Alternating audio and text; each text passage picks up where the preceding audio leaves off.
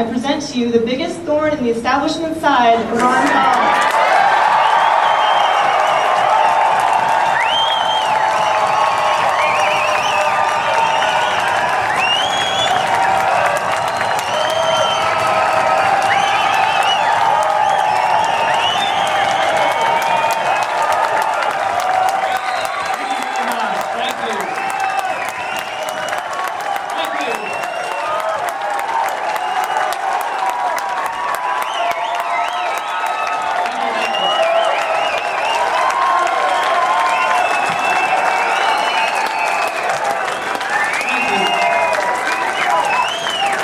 Sounds like the revolution is alive and well in Montana.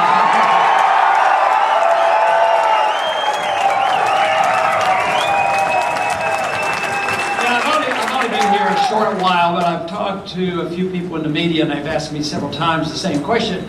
What is it about Montana, the people of Montana, that likes what you've been saying? I said, well, maybe they love liberty in Montana.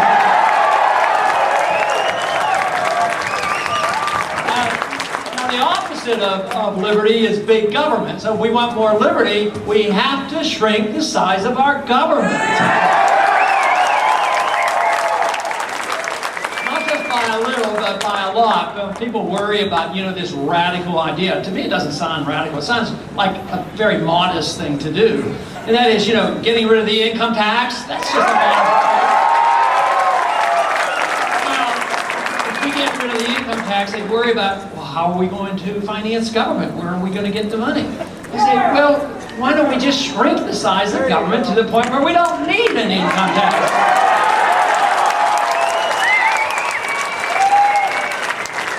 But they still can't quite understand it. They haven't read their history books, and they didn't realize that we've only had the income tax since 1913. So I think we could live without it. Matter of fact, the government, our federal government, is still getting as much money. They would still get as much money today without an income tax as they had 10 years ago.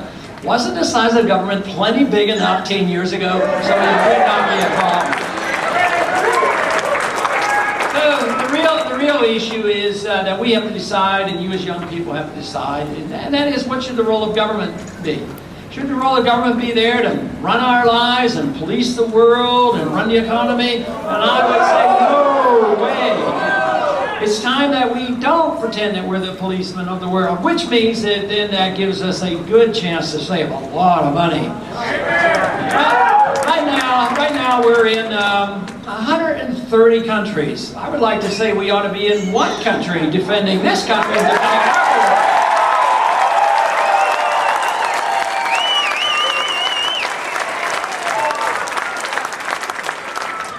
We have over 700 bases overseas, always there to protect us. But we're going broke, and it's a good time, rather than waiting for the collapse of the empire. And unfortunately, that's what usually happens with governments that spread themselves too thinly around the world. They usually go broke. And just recently, the Soviet system collapsed, not because we had to have a nuclear exchange with the Soviets. They collapsed for economic reasons.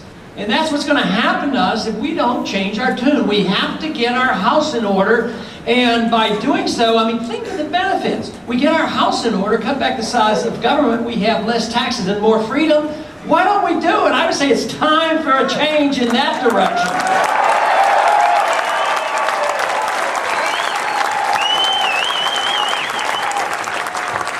In a while you hear other candidates talking about change, but when they do, you'll have to ask he or she, whichever it is, well, does that mean you're going to bring the troops home? Does that mean you will only fight wars that are declared by the Constitution and the Congress?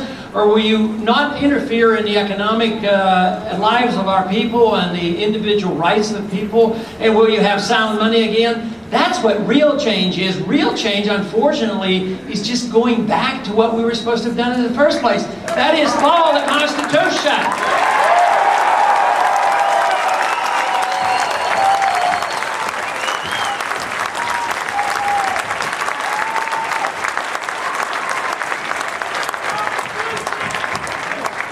I get asked a question frequently about why it is that so many people have gotten interested in the campaign.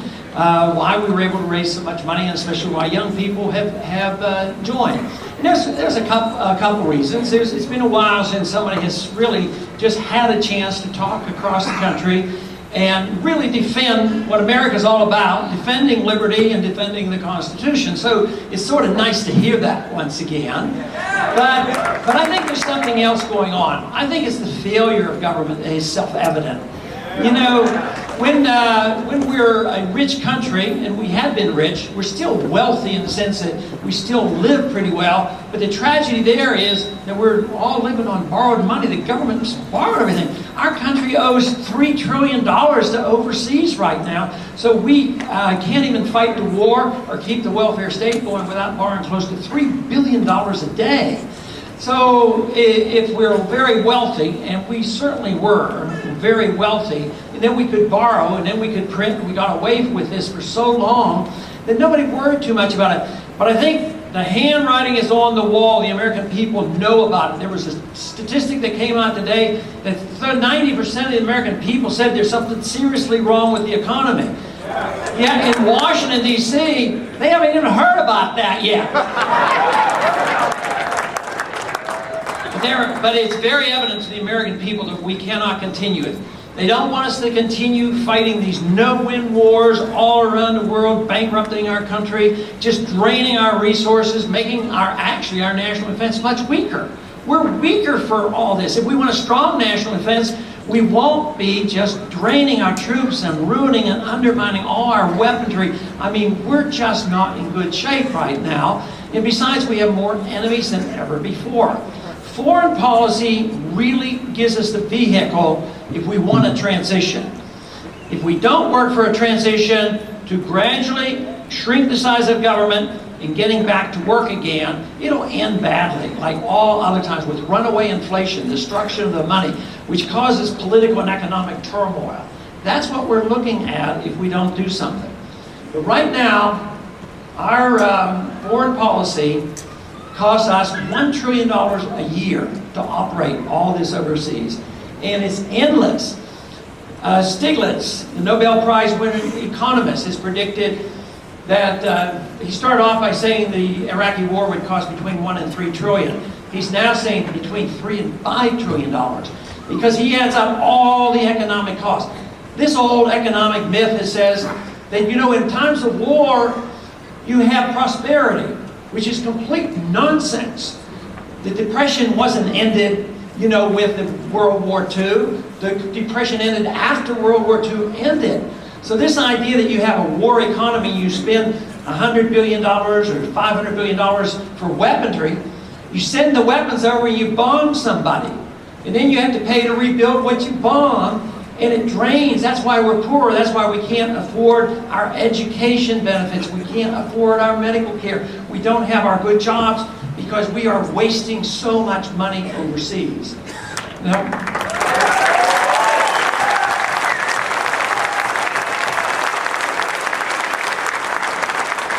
what we can do, if we decide, rightfully so and as soon as possible, we should start in the most important things to do, and that is end this war. This war...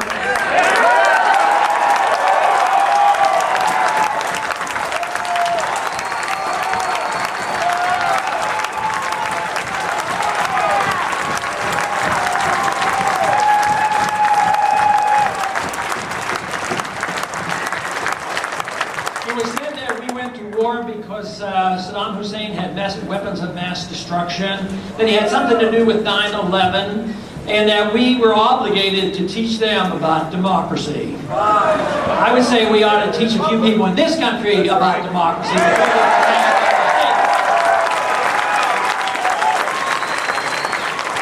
The reason we have to end it is because the more we spend on bombing countries like Iraq, then we pay for that. And then they come back, the government comes back to us, taxes us again, so that we go over and rebuild Iraq. At the same time, we're building bridges in Iraq. Our own bridges are falling down. I say take care of our bridges and our infrastructure here in this country.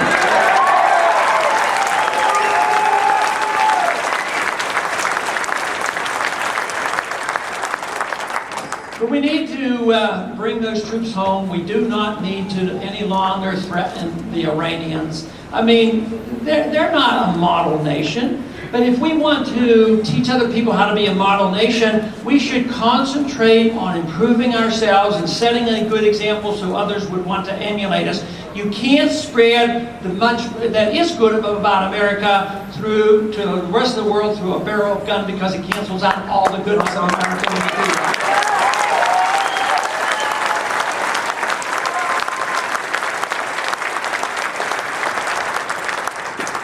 But getting out of the Middle East would be one thing. But don't you think it's time we came home from Japan? Time to go home from Korea? Time to come home from Europe? I mean, how much longer do we have to stay there? But at the rate we're going, it looks like it's going to be when the dollar is totally destroyed. And that is what's happening today. Every single day almost, when you look at the news, the dollar's down again. Inflation is very high, much higher than the government admits. And the concern of the American people is very, very great. But it's going to get a lot worse, because when the dollar goes down, inflation comes back, interest rates will be coming back up. And a lot of interest rates, even though the rates that the banks pay to borrow from the Federal Reserve happens to be low, the interest rates that you have to pay if you want to go buy a house today, those rates are going up. So that is what happens when you destroy a currency. The destruction of money is a very, very important issue. When a country does that, it transfers wealth from the middle class, destroys the middle class, and transfers the wealth to the Wall Street rich class. This is what has happened over these many, many decades, these last several decades. Countries that never had a free market economy and sound money, they don't even have middle classes. But what we're witnessing today is the elimination and the wiping out of the middle class. Something has to be reversed. And it has to do with spending. It has to do with monetary policy. It has to do with the foreign policy. It has to do with this idea of welfareism. This idea that we can take care of everybody by merely having more welfare poured on us, that won't work either. This idea that once they decided that the recession was coming, well, let's send everybody either $600 or $1,200 and the recession will be prevented. The politicians in Washington don't have any money. They can't tax much more. We've been taxed to the hill. It's hard to borrow anymore. So what are they going to do? Print the money. What does that do? That causes the inflation. So this whole idea rejects the whole notion of what America is all about. And that is sound money, personal liberty, property rights, voluntary contracts, and self-reliance. People willing to go out and work for themselves and knowing they can keep what they earn. That's what we need.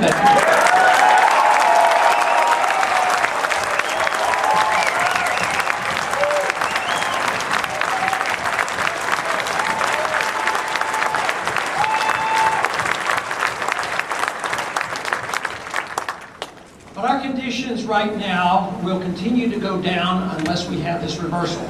The magnificent thing of this past year has been that a lot of people have rallied to the cry of more liberty, less government. And I am utterly amazed. You know, a lot of people have said that I have removed your apathy. And I am pleased I have, but people like you have removed my skepticism, because before I got into the race more than a year ago, I was very skeptical. I just believed that there wouldn't be very many people who cared, that the young people wouldn't respond. I didn't know how big the remnant, the true believers were. Because we never know how many people really believe and have been turned off and maybe not voting and not knowing there were a lot of allies out there. I think this last year has helped us discover that there are allies out there. There are a lot of people who are very interested and want to.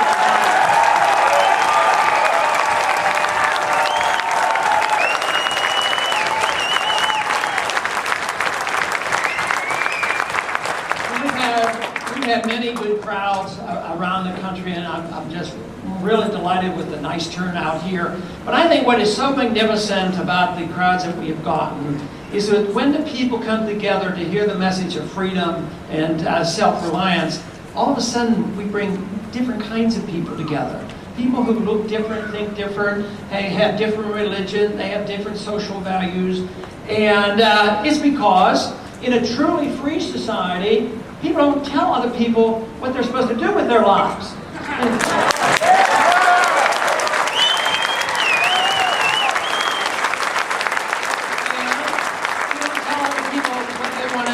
Want to do with their money. You know, right now I'm allied with Barney Frank, who's the chairman of the banking committee, and he has this silly notion that I've joined him in, and he thinks that you ought to have the right to use the internet any way you want, and I'm all for that. The one issue is that personal expense. I happen to disapprove of gambling for myself because I like to keep my money. But some people like to do this internet gambling. Now, I'm in favor of allowing you to decide whether or not you want to gamble. What I'm not in favor of is the federal government telling you that you can't do it, and that they use that to invade and control the internet. That's what we don't want to have.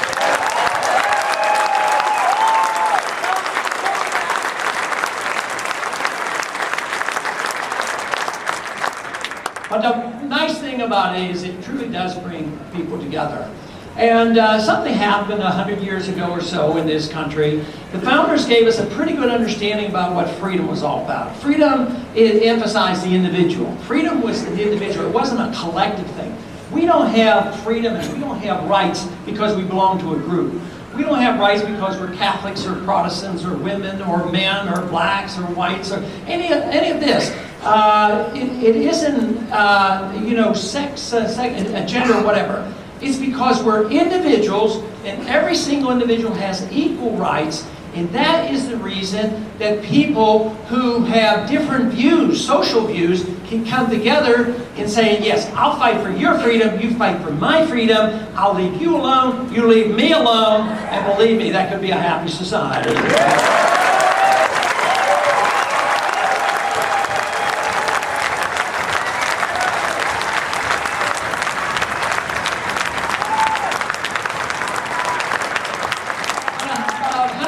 Or so, for some reason, even though the founders understood this, freedom was divided into pieces. One group decided that economic liberty was pretty important, but your liberty to decide what you want to do with your own body, what you want to smoke and drink and whatever you want to do socially, we can't trust you with that. And others would say, yes, we recognize that people should have their right to decide what they want to do with their own bodies and their own lives, but you're not smart enough to know what to do with your own money. So why isn't it just possible that we once again could put this back together again and say freedom means that the individual has a right to their life and a right to their liberty and a right to keep the fruits of their labor.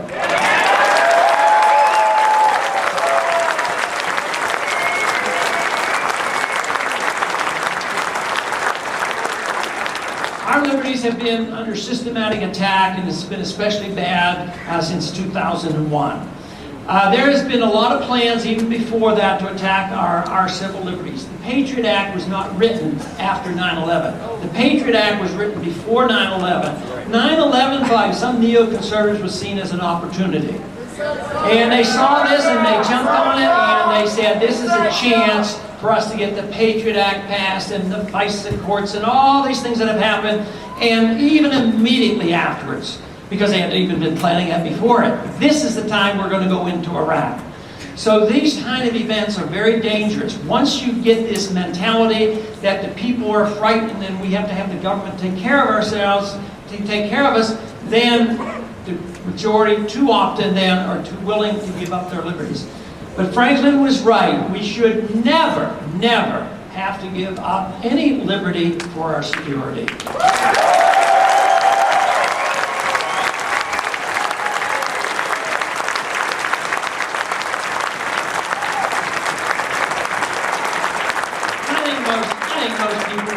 Realize that the greatest threat to our liberties is not violent invasion. Who's going to invade us? You know, it's not going to happen. Even at the height of the Cold War, the odds of an invasion were pretty minimal. They were more dangerous at that time. I was called to military duty in 1962 during the Cuban crisis, and that was probably the height of the Cold War, but we didn't have to, fight the Soviets. But it's internal threat that is the problem. It's the philosophy of the country, this attitude, what the government should be doing. And are we going to accept this idea that if we just get scared enough, we allow the government to run roughshod over us? So in times of war, whether it's war against terrorism, war against the Iraqis, or war against the Iranians, the people are supposed to roll over. And I would say it's time not to roll over, but to stand up and resist.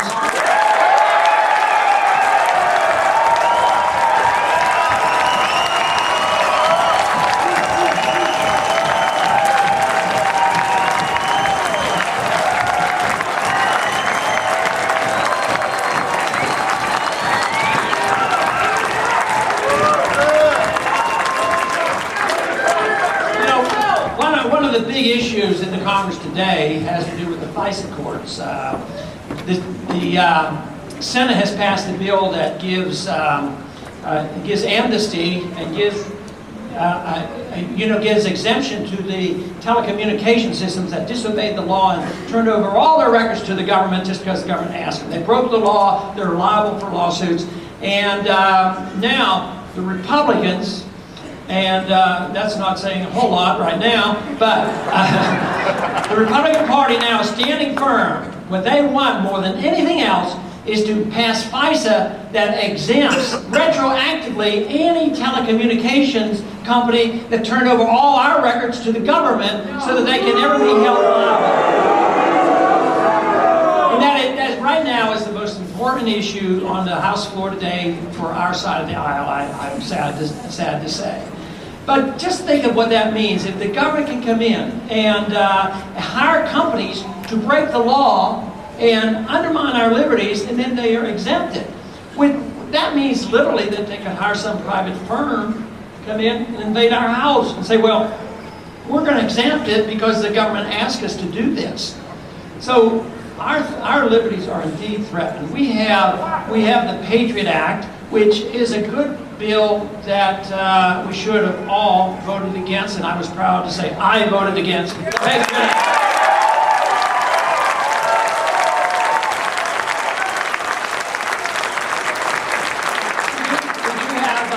We do have warrantless searches. We have the government monitoring our internet, our telephone conversations, and if you belong to a certain group, this Domestic Terrorism Act, they talk, if you belong to a certain group where one person might have done something, you could be held liable. It is really an undermining of a lot of our civil liberties.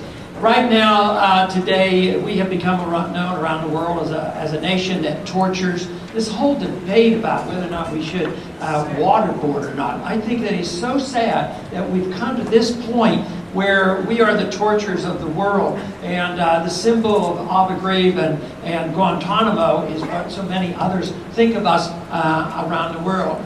And also the whole idea that the writ of habeas corpus has been repealed, essentially. We now could be hauled off into prison. It's been done 2 or 3 times now, and have no lawyer, be put in prison, and have no recourse because somebody declared you a potential terrorist. Well, but most people, a lot of Americans say, oh, that's okay, we should lock up those terrorists, those are bad guys. But every time they do that, you have to think, those are suspects. Those are suspects. And if they can do that with one American, they can do it with all of us if we're not careful, and that's why this has to be reversed.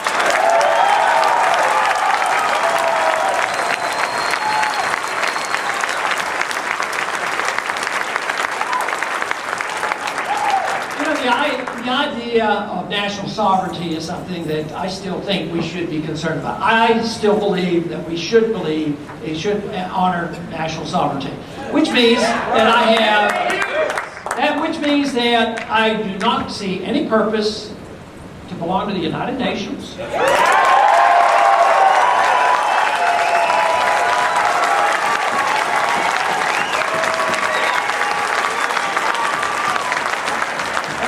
Or the IMF or the World Bank or the WTO or the American Union.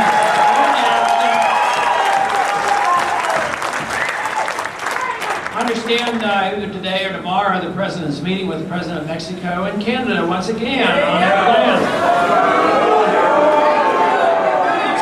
I hear they're planning a big highway, something like that. No, we don't need more government. We need less government in Washington. We need more local government. We need more liberty. You can't have more freedom by more world government. And that is what's happening. The WTO, the World Trade Organization, has already sent instructions to the United States Congress where we followed through and changed our tax code because we were instructed to. That's how far along we are on this. So we don't need that. We have every right to protect our borders and defend our borders. I think that there's no reason to be hostile to immigrants. I don't think that is but we can be hostile. We can be hostile to illegal immigration.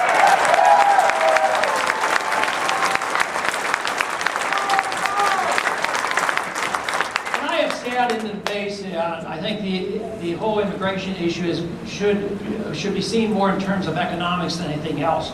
Because when you have a weakening economy and our good jobs are going overseas and we have a welfare state and you have to pay for the education and medical care of those who come here illegally, then it becomes a threat, it becomes a burden. If we were a truly thriving economy where those trillions of dollars we spend overseas were being spent here, there would be a need for labor. There would not be nearly the concern and hostility. Today, when 90% of the American people believe we're in a recession and having trouble, and we see immigrants coming in as a threat, that is a big problem.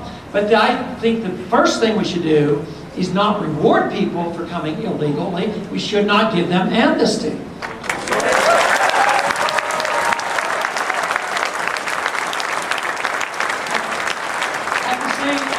I don't believe the federal government should ever come down and give mandates to the individual states for you to have to provide free benefits, because that is not what America is all about. It's a land of opportunity, and the law is going to be written.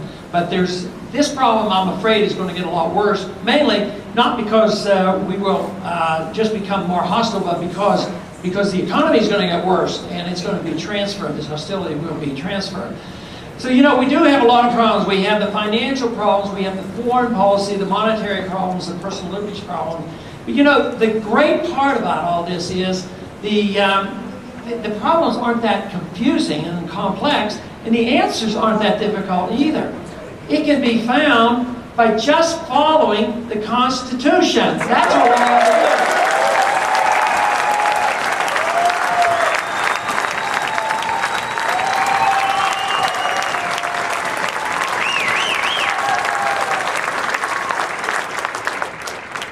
Which requires we need some different people in Washington.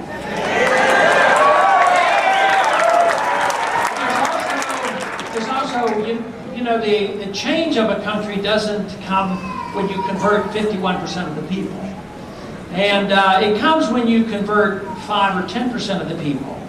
And right now, I think our group in this campaign is about 10% of the people, and we're on the verge of changing the country.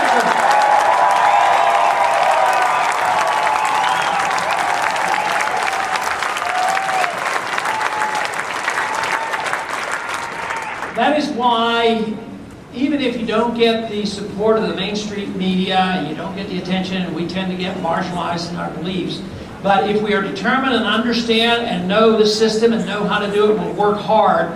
5 or 10 or 15% if you're activists, if you're involved in the caucuses and the voting and local politics, you can have an impact. Because the one thing that I have noticed in this past year is that the perception of our campaign has been very, very good. More signs, more people, more determination, more excitement than all the rest put together. That's right.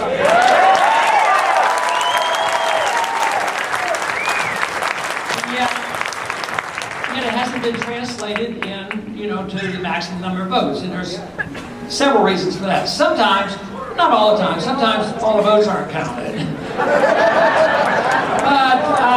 But the point here is If a group of people are philosophically determined, you can have a much greater impact than that 80% who go out and vote at the last minute with not having understood much of what was going on, and they get their general perceptions from the evening news, and they're going to go, oh yeah, I like him, or that name is familiar, and then they go and vote.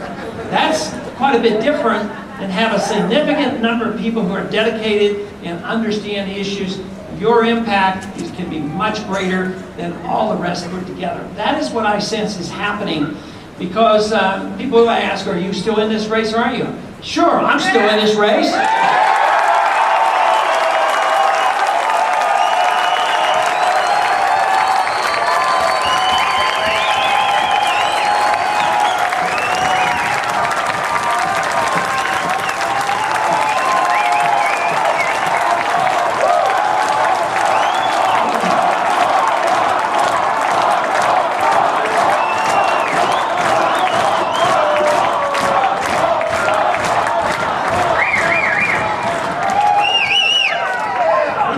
We want to maximize what we're doing at the National Convention. I've said on national television, anybody asks me that I'm in the race, and they say, well, why don't you drop out? You don't have enough votes. I said, well, I'm in the race as long as the supporters want me to be in the race. It's their campaign. They've been running it most of the time anyway. And as long as there are funds in the bank for us to go about the country and doing the things that we need to do, we'll stay in this race. And I don't know what's going to happen tomorrow, the next day. Nobody knows what the future will bring, so time will tell, and we have a few months left. But I do know one thing, regardless of what I do in the next 2 weeks, or 2 months, or 3 months, or what happens in September, I do know what has happened in this past year is not going to go away. I really think this is just the beginning of something very big.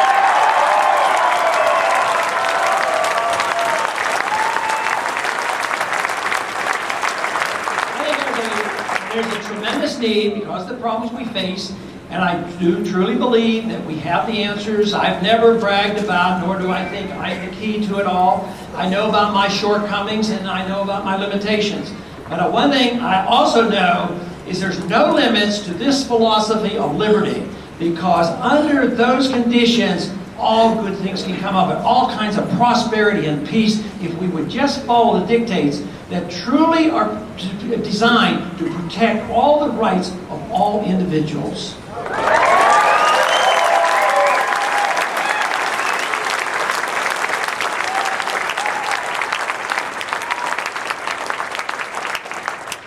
But freedom is something that is relatively new. Sometimes we're accused of going back to the dark ages, especially when we bring up the issue of monetary policy. Oh yeah, you're one of those guys who want to go back to the gold standard. Well,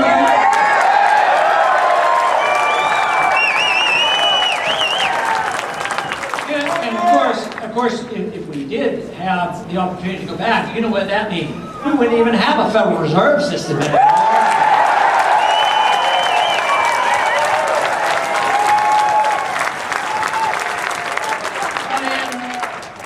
Of history, the ideas of freedom are relatively young, and much has been achieved. The Industrial Revolution and the great wealth, probably 99% of the wealth has been achieved once it was recognized what free markets and free individuals can do and how they can produce. But we're liable to lose all this. I mean, if we don't do something, we could go back to the dark ages if we're not careful. Governments aren't very good at managing things. But freedom is relatively new, and when they talk about going back to the old days, when they talk about fighting wars and tyranny, undermining a personal liberty, running an economy and high taxes, and you know, just the idea of inflation, those are old ancient ideas. The tyranny is what is ancient.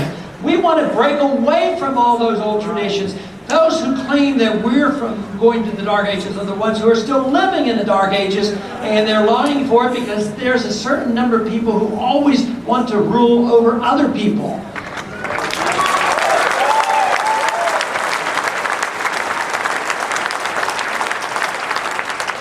The biggest challenge about a free society is the responsibility that we have to assume. If we have a truly free society, we are going to be more prosperous than any other system. Now, some will claim that you can't do that because it's heartless, you have no compassion, You have to have safety nets. You have to take care of people. Somebody might smoke something that you don't like, and somebody might eat something you don't like, and on and on. So they just don't quite understand that individuals, when they live in a free society, you take this role and you have the right to your life, that you have to suffer the consequences too. Does that mean we're going to be worse off? No, I don't believe so for a minute. There's going to be more wealth, but there will still be people in need. There's no doubt about it. But there will be fewer. And the main responsibility will be for ourselves, for our families, our friends, our neighbors, our church, our community. And for the most part, since there will be so much more wealth, they will be taken care of. But we have lost faith and confidence in how freedom works. And if we had that confidence, I don't think we would have to back off from people claiming that we're selfish and self-centered. The only system of government that is truly humanitarian, if we care about our fellow man, is the free market and freedom for the individual. That is humanitarian.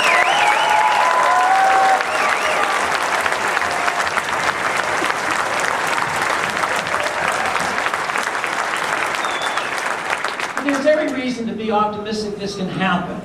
I'd be pessimistic if we don't change things, if these ideas don't spread, because I know what it has led to in other countries. But if we do the right things, I think we could work our way out of this rather quickly. It's when government comes in and tries to solve all the problems. The reason the Depression lasted so long is we entered an age where the problems had to be all solved by government. Hoover did it, and Roosevelt did it, and went on and led to war and all these kind of problems. And right now we're doing the same thing again. Here we have this mess with the housing bubble collapsing. The housing bubble was created by the Federal Reserve System and the government. And what are they doing now? Creating more money to try to patch the bubble up again. You have to just let it go. Let the prices of houses come down. Let the people who have less money be able to buy a house.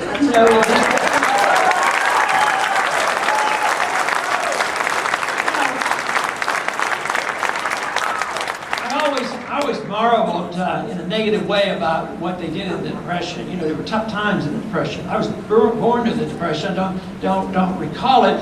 But back then, people were very poor, and they were hungry, and they were starving. So the government wanted to help. So they came in and paid farmers to plow their crops under.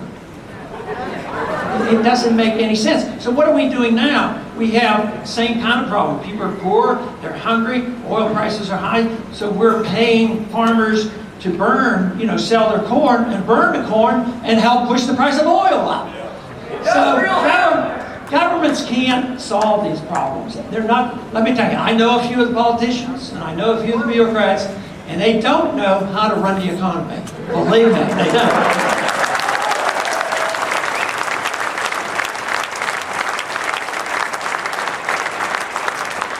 And they don't know how to run your life.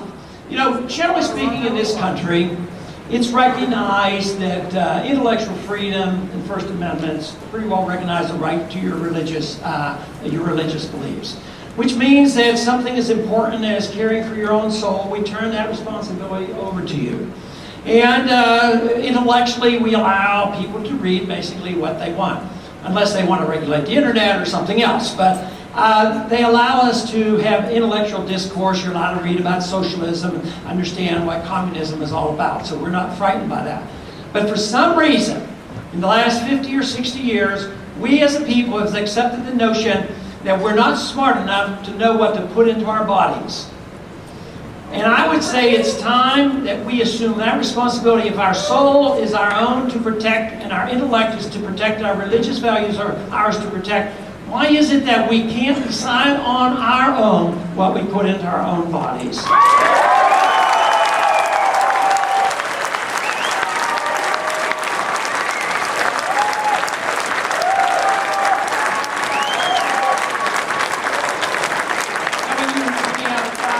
Freedom of religion. Some people do some pretty silly and dumb things with their religious values, but we sort of tolerate that. And intellectually the same way.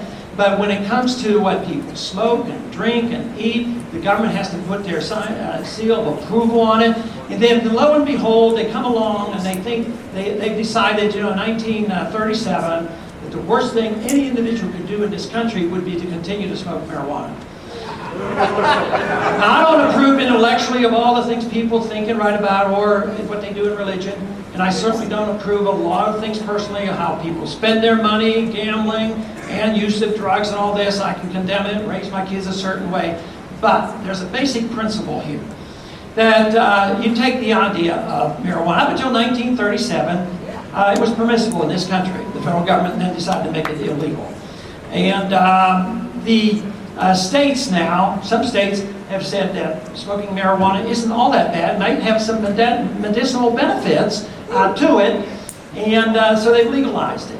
So there's two things going on here. One, the personal choice issue. Do you have the right to decide what you should smoke and drink? But the other issue is, should the states have the right to regulate? If they've legalized something over, to make that point, why is it that the federal government can come in, override all the state laws, and put people in prison for doing these things, even if they have never committed a violent crime? Those laws are not very reliable.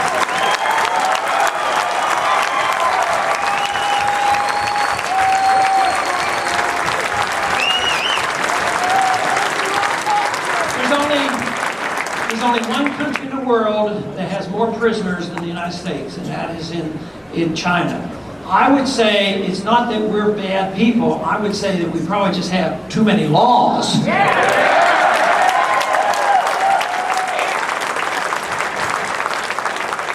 Many of the prisoners that have been involved with the war on drugs have not committed violent acts. They're victimless crimes.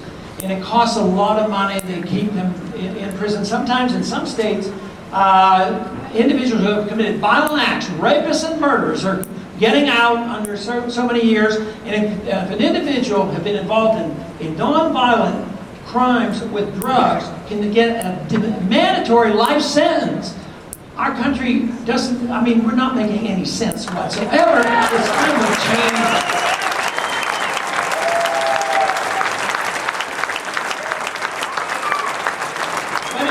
Very important. Sometimes they want to accuse us, if you legalize something, you endorse it. But like I point out, intellectually, religious, and personal habits are your choice to make. But once they get this idea that they can regulate everything we put into our mouths, then they regulate also things like vitamins and nutritional products. And that is what's coming too. Guess who wants to regulate it? The drug companies with the WTO. They want to tell us who can buy and sell and regulate nutritional products and all our vitamins. So that we do not need. The other day I mentioned in one crowd, which I generally don't mention this, but on this subject I brought this up and I was surprised with the reaction, is that I introduced a piece of legislation to allow individuals to transport and drink raw milk if they wanted to.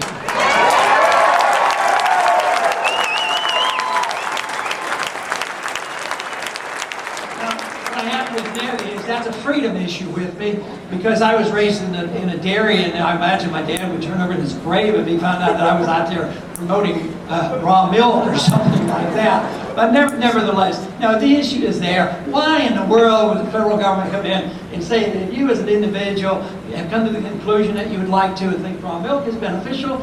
Those decisions should be your own, not the government. But we are inundated with thousands and thousands of pages of regulations. Regulations not written by the Congress, thousands and thousands of pages of regulations that nobody understands in our tax code. And all these really laws are illegal. Only the Congress is supposed to write laws, not the regulators.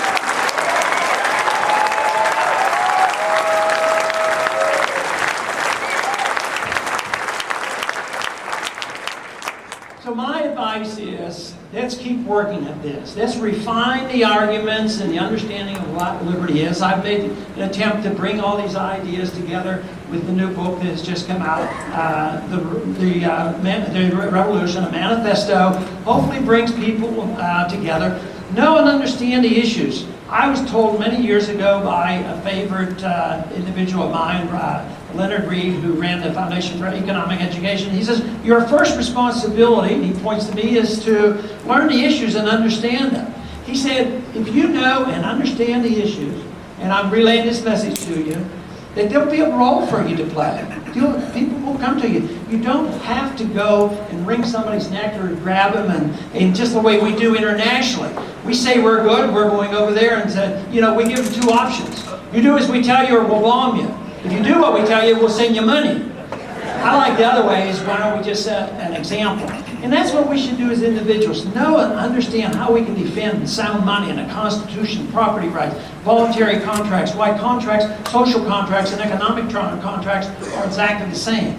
Morally, we have two obligations. That is, never hurt anybody, never steal their property, and always do what we tell people to do. If people don't fulfill their promises and their contracts, and they don't respect other people's lives and property, it doesn't work very well. But those aren't very complicated rules. It's pretty simple. It's sort of the golden rule of politics. And internationally, it's the golden rule. When you think about what we do with other countries, and I frequently will bring this up, is how would we feel? How would we feel if China came here? They look different than us. They have different religions. They have a different political system. They might want to protect their oil in the Gulf of Mexico. They might want to put some military bases, if they were powerful enough, on our land. How would we feel about that? We'd be annoyed. I claim there would be no division among us, Republicans and the Democrats, independents. We'd all strongly believe in the Second Amendment, and we'd do what we could to get rid of them.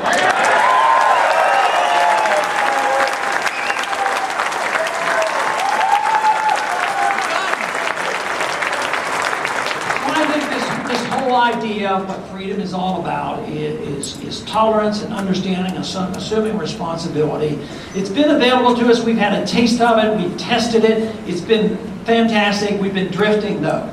We've drifted for the last 100 years away from those principles, and financially, especially since 1971, we have drifted toward a gigantic increase in the size of our government, internationally as well as domestically. But the good news is it's all coming to an end. The challenge is what is it going to be replaced with? If we have our way, which I am going to continue to work for and struggle for, we are going to restore this greatness of our country and restore liberty to America. Thank you very much.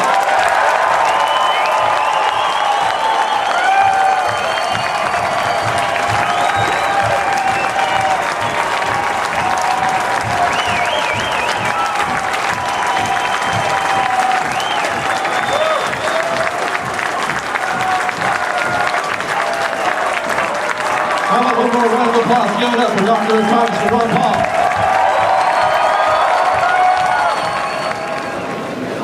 Good evening, Dr. Paul. I'm Diane Helget. Thank you for coming to Montana. Would you please address the healthcare issue and the dilemma that it's in? You've been an OB obstetrician before. Thank you. Okay, she asked for me to address the health care issue. One thing I alluded to a little bit medically is the freedom of choice in medicine. And I talked about vitamins and nutritional products. What we really ought to do is make sure that there's no prohibition or interference with freedom of choice, and governments frequently will do this because they will pay for some services and not others. But we're in a mess medically because we've had managed care by the government now for more than 35 years, since the early 70s, through our tax laws and regulations, and managed care doesn't work. And the ERISA laws and the PPOs have all been legislated. What we need to do is get control back into the hands of the patient. And one thing that we can do, we're moving in that direction, is for you to opt out of the system, where you can take $3,000, $4,000, I'd make it unlimited. All the money that you spend for medical care, you get it, back off your taxes. And buy major medical. And we don't have insurance. What we have today is prepaid care, and everybody has prepaid care, and they might pay $5 or a copay, which is way below the market. But the patient has to get control. When I started in medicine, we had no managed care. The patient was always charged the least. Today, the patient is always charged the most. And if they're not on government benefits, they're immediately put on Medicaid or something else in order for the hospital and the labs, everybody to charge the maximum. So we've done everything wrong so far, and unfortunately, because so many people are unhappy, the clamor now is for more government and a national health care system. But the national health care system will not be our answer.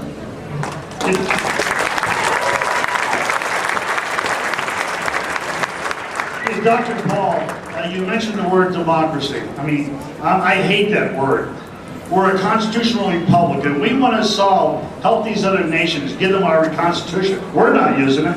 And one more thing is Ronald Reagan cut taxes, but he didn't cut the amount of government employees, and it caused the greatest deficit this country ever seen. So we have to start eliminating 52% of the workforce works for the government, directly or indirectly. We have more people working for government than we do without government. Well, that's just 2 comments. Okay. Well, it is true that as the government was not reduced to the alien, I agree with you about the word democracy. And I use that to make a point in the talk, but there is a democratic process of voting, and this whole idea about us, the ridiculousness of us fighting overseas, so-called to promote democracy. And you're right, what you want to strive for is a constitutional republic, and that was stated clearly right when the Constitution was written. Dr. Paul, my name is Luke Venters. I live in Polson, Montana. I have a question. Thank you very much. I have a question for you about H.R. 1955, the Violent Radicalization Homegrown Terrorism Prevention Act. It states in there that homegrown terrorism is the planned or threatened use of force or violence. And because force and violence are separated by the word "or," that means our government considers force to be something other than violence. I looked that up, and it's the ability to affect social change through political commentary, deductive reasoning, logic, things like that. How scary is this to you that homegrown terrorism may now be the ability to wage a logical argument? Well, once again, I think it's another piece of atrocious legislation, and they write that in that way because they want to interpret it any way they want. You know, they like to get those laws in the books, and it gives them some reassurance, but if they don't get what they want, they just, issue an executive order and they do it anyway. But I think it's a very, very dangerous piece of legislation, and it means that any type of an organization, if you happen to have been a donor to an organization and somebody else was, who knows what it's going to invite. Now that's another can of worms for us, another real threat. Not as educated as he is. Ron Paul, you're a true American hero. I'd like you to speak a little bit about the North American Union and the Real ID. Okay, the North American Union, of course, I'd be positively opposed to, as well as NAFTA and CAFTA and all the other international organizations. The Real ID I voted against, and yet there were a lot of conservatives who didn't believe that it would be a national ID card, but understand the people of Montana have spoken, and they do not like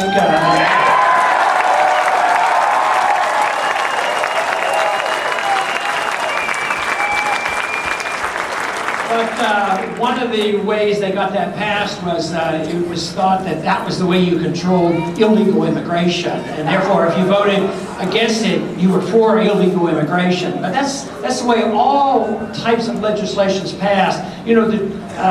Going into Colombia militarily to protect oil, it was always done, we have to stop the drugs. The drug war is used as an excuse to do things. So those kind of things are usually just excuses. Mark Ranch, Paradise, Montana. I don't believe that our economy can handle another presidential cycle, another 4-year cycle. I want to see Ron Paul as president this year. How can we do that?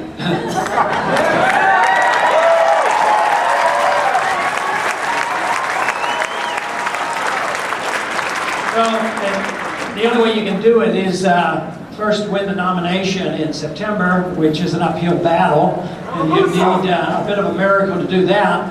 And then you'd have to make sure that the media was very fair and balanced, so we can get a fair shake. So yes, I know all things are possible, but we don't. I don't want to be naive and think, well, yes, that's around the bend, but we have to believe that the future can be better. We have to do whatever we can to do our best, and the future is not exactly totally in our hands. We'll just do our best we can.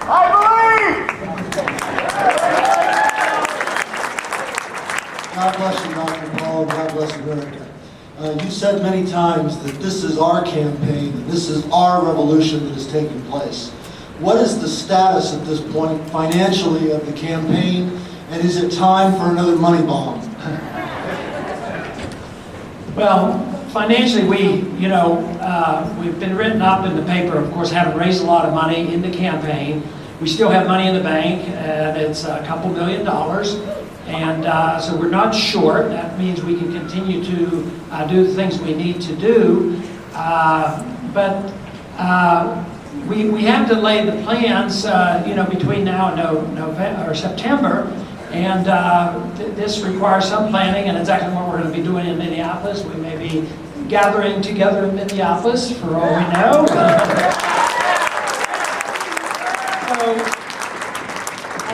One thing that they write about the campaign is that we ran a very, very frugal campaign. Even when I look back and the independent sources say we ran a frugal campaign, I get worried because there's a lot of money involved. But they know that I've never had a campaign, I've never had a debt, we're not going to have a debt, and I feel very grateful that supporters like you have been very generous and kept us very solvent. And there will always be a battle to fight, and that money will always be used to defend liberty and promote our cause.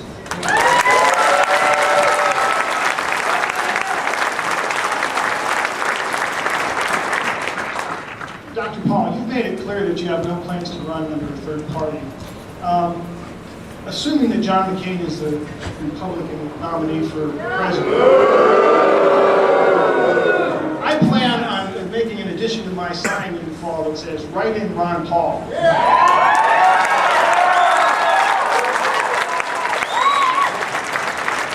question is, who are you going to vote for? Pardon me? My question is, who are you going to vote for?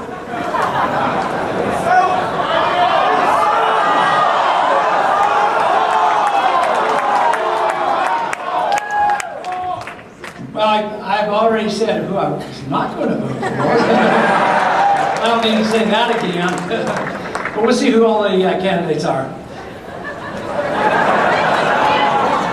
Dr. Paul, if you were to describe the underlying values that guide your policy and separate you as a candidate from the other people running for president, what would these underlying values that guide your candidacy be? I think I've mentioned it in the talk, and that is a commitment never to use force and violence to tell other people what to do. I don't think it's any more complicated than that.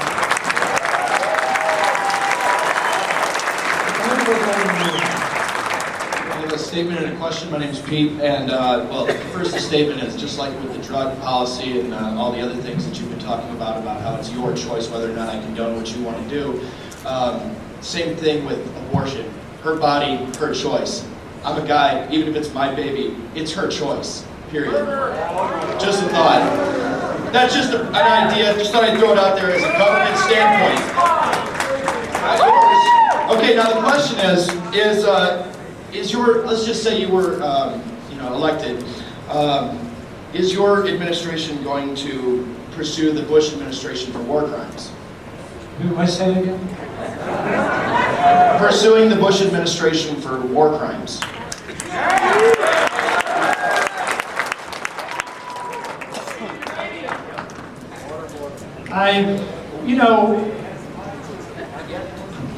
Probably not.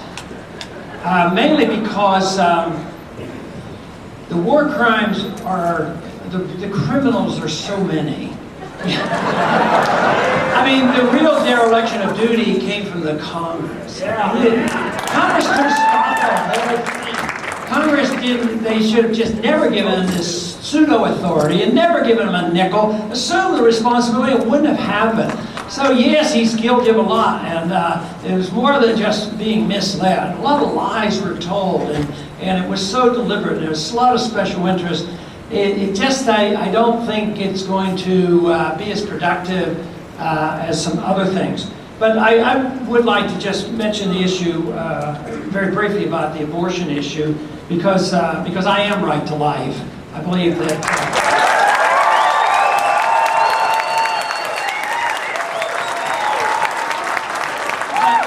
I defend the right to life issue on the basic moral principle I just said. I can't use force or violence to hurt other people. And as an OB doctor, I mean, I have dealt with life at the very early stages and at the late stages, and all of a sudden here we had a Supreme Court come along and rule that even up into the 8th and 9th month, if a doctor decided to do an abortion, he could get paid for it. Yet if a girl delivers a baby 1 minute after birth and throws the baby away, she's arrested for murder. But I get paid 1 minute before, and she gets arrested for murder 1 minute afterwards. There's something screwy about that. There's something that has to be resolved.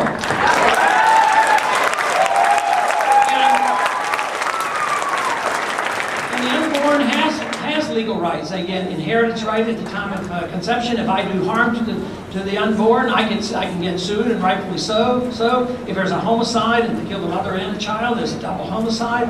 If you're in an accident, you're liable. If you kill a woman's child in an accident, you're responsible and liable. So there's a lot of legal precedents for it. But then there's also the complicated, very, very emotional reasons why people think they should have abortions and all.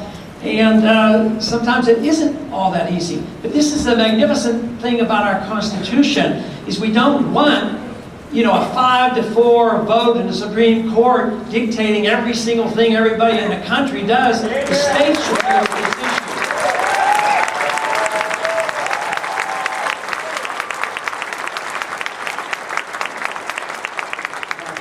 Steve Robinson from Lake County, which went for you in the caucus in February.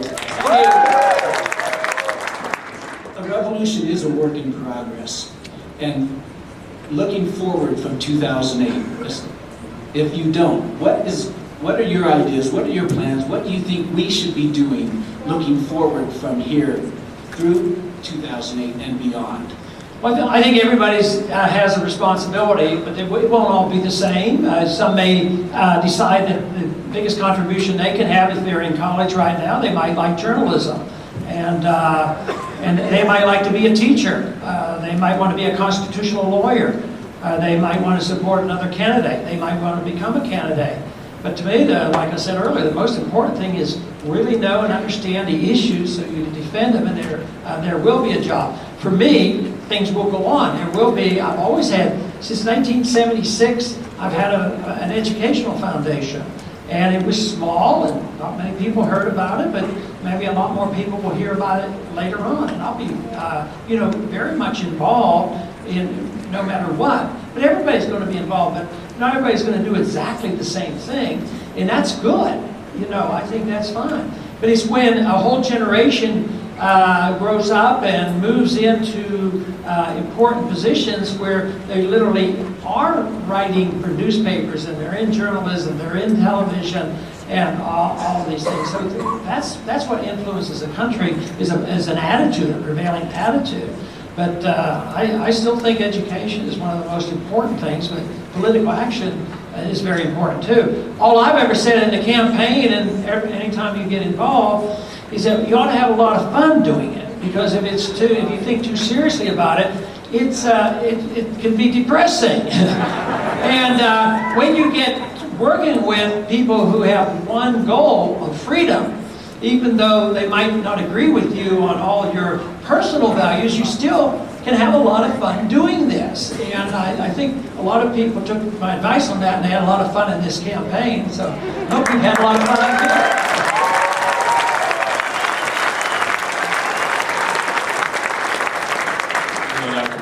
I'm Peter Gore. I'm a student at the University of Montana.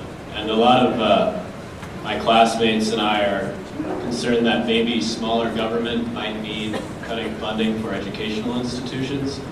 I was just wondering if you see education as a right or a privilege, and if you were to be elected, what your policy would be on that. Thank you.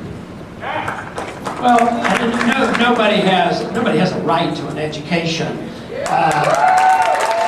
It'd be like having a right to medical care, and a right to a job, and a right to a house, and all these things. You have a right to your life. You have a right to your liberty. You have a right to keep what you earn. But when it comes to, the federal government shouldn't even be involved in education. I've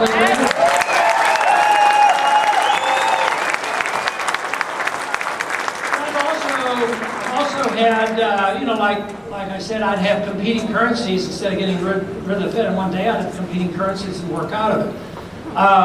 What I would do if I could save these hundreds of billions of dollars from our foreign policy, I would tie the people over that are on retirement benefits. There's no Social Security money there, but I'm not picking on Social Security beneficiaries. They've been told that they were going to get their money back. I wouldn't cut that. I would tie them over and take care of them. I would take care of people who have medical needs. I would take care of some of the educational needs. I'd much rather do that.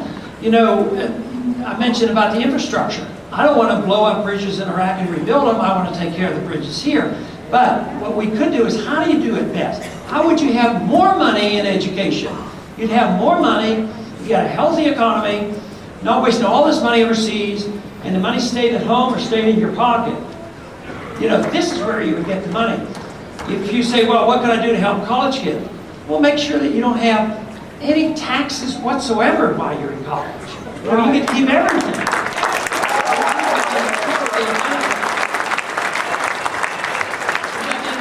You can give tax credits to students or parents, you know, for the money they spend on education. But there's a lot of things that can be done. But before, just like I said, in medicine, we charged the least amount, and people weren't turned away. The churches ran the hospitals, and everybody got medical care. Same way in education.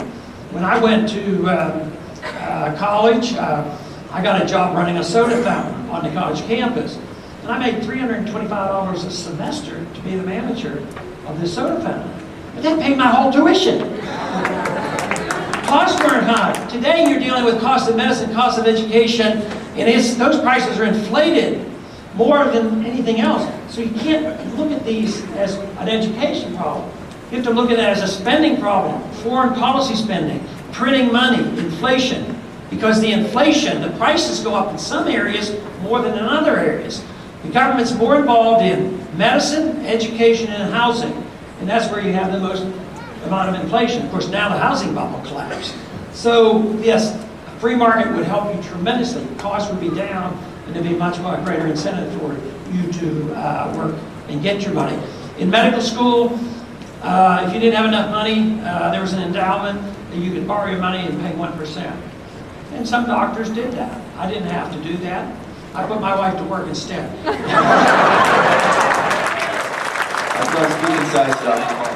This is something I consider of great concern to me and many that I know. I just want to know, will you not only support, but will you fight for a new independent investigation as to what happened on September 11th?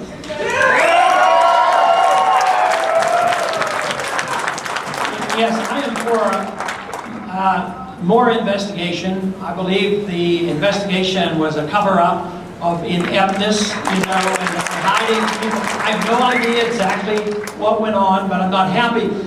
But what you have to be careful about is, how are you going to absolutely be sure the next investigation is better than the last investigation? Government investigations have never been very trustworthy. I mean, that is where our real problem is. But I think it did not answer the questions, and exactly the motivations and what really went on. We don't have those answers. Dr. Paul, Catherine Gold from Polson, Montana, and I have a foreign policy question for you. I'm particularly interested in the Palestinian-Israeli conflict, and I want to ask you what your policy is on that, what you plan to do, and where you stand. The Palestinian-Israeli conflict is, I would treat them both friendly and kindly and equally, and I wouldn't favor one side over the other, and I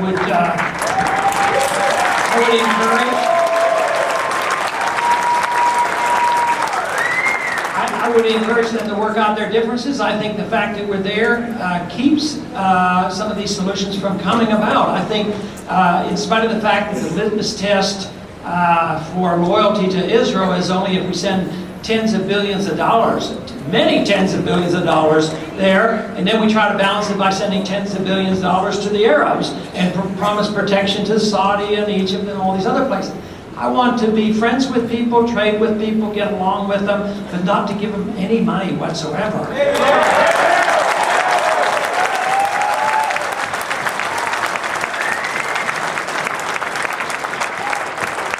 Hi, Ron. I'm Jim Farley. I spent a lot of time in your district back in the late 60s and early 70s. And I'm born and bred in Texas, but I can tell you one thing. I've lived in Hamilton, Montana for the last 11 years. I've never seen more patriotic, freedom-loving people. And now, I thought I'd never say it, but the greatest state in the Union is the state of Montana.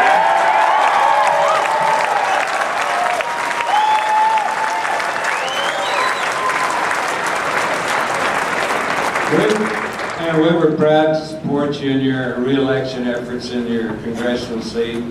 Good for you. I have a very grave concern. I'm sure a lot of other people in here too, as small businessmen, seeing what's happening. I guess my notion is that it looks like it's too organized and perpetrated, this complete meltdown systemically of our financial system.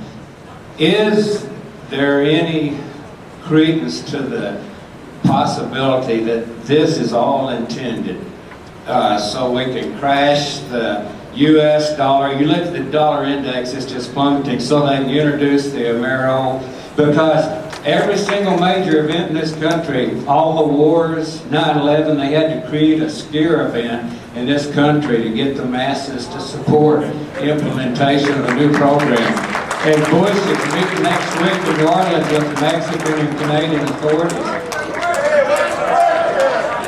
The question was, is this happening? Well, I'd have to know what's in the minds of each individual, and I can't say for sure, but I do know that it's very intentional that they debase the currency and they control it, and they understand inflation, they know that they benefit by it. Whether they would intentionally collapse it, they have too many benefits when it's going up and the bubble's being blown up and they make all this money.